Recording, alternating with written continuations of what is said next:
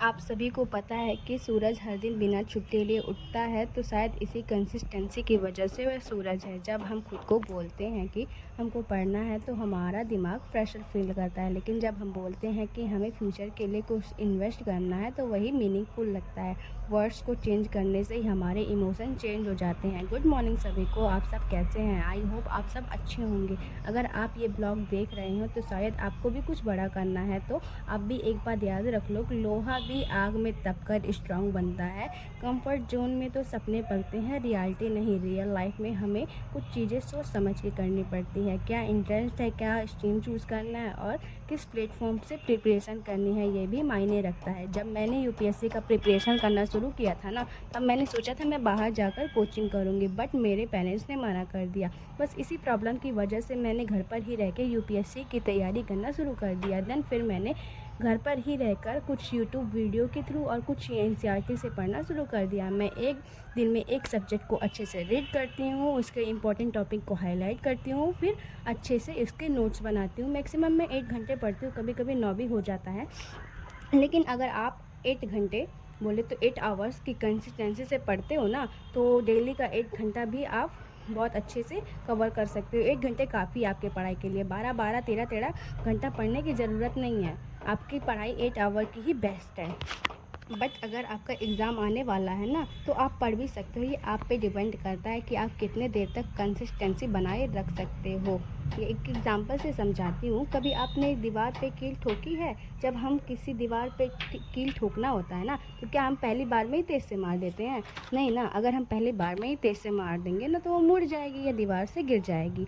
लेकिन पहले जब हम उसे धीरे धीरे वार करते हैं ना, तो देन वो अंदर जाता है, फिर उसे हम तेज़ से मारेंगे तो फिक्स हो जाता है। इसी तरह हमारी कंसिस्टेंसी के साथ धीरे धीरे अगर हम पढ़ाई करते हैं ना, तो एग्ज़ाम आते से ही हम 12 घंटे भी पढ़ सकते हैं, 14 घंटे भी पढ़ सकते हैं, पर हम ये एक साथ नहीं कर सकते हैं। अभी बताओ, एक दिन में मैंने 12 घंटे पढ़ लिया, अगले दिन से मैंने कुछ नहीं पढ़ा, तो क्या फ़ायदा है?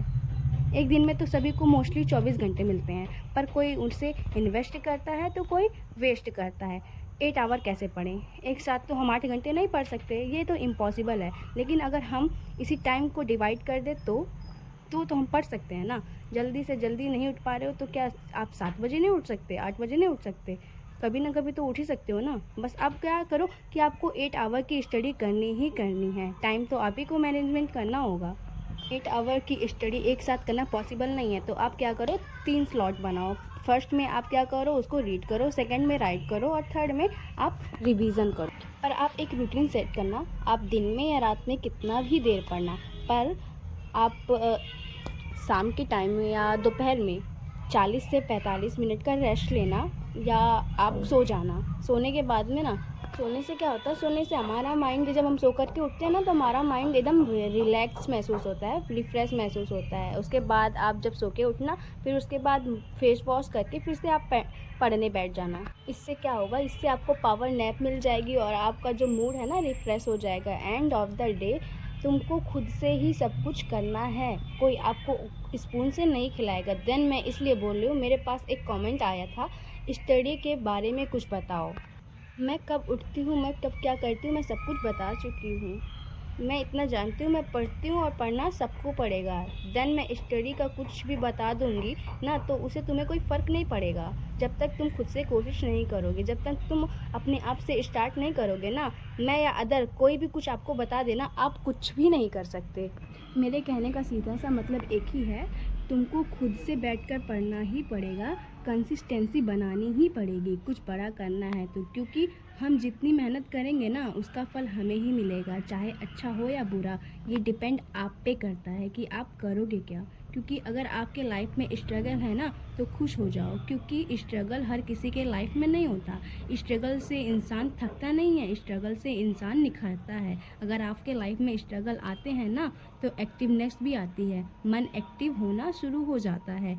इन सब चीज़ों से आप डरो मत, रुको मत, चीज़ें फेस करो, फेस करना सीखो और सोच सोच कर ना प्रॉब्लम मत बढ़ाओ, प्रॉब्लम को सॉल्व करना सीखो। लेकिन अगर अब तुम कुछ नहीं कर सकते हो ना, तो वेट करो, टाइम के साथ चीज़ें सही हो जाती हैं। खैर, कभी कभी परिस्थितियों से हार मानने वाले इंसान मत बनना। उसके बाद मेरा सेकंड स्लॉट शुरू हो जाता है। 3-3 घंटा 3-3 घंटे का मैंने ना स्लॉट बनाया है, मैंने इसे डिवाइड कर रखा है।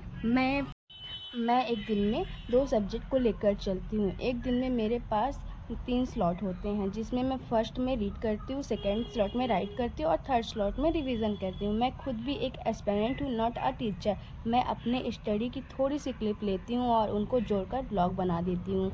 मैं सब कुछ तो नहीं बता सकती ना एक ब्लॉग में, क्योंकि रियल लाइफ अलग होती है और ब्लॉगिंग की लाइफ में बहुत डिफरेंस होती है। अब मैं 8 घंटे पढ़ती हूँ तो 8 घंटे का ब्लॉग नहीं डाल सकती हूँ ना, क्योंकि ये पॉसिबल तो नहीं है। अभी के लिए इतना ही। Radhe Radhe. Subscribe for more.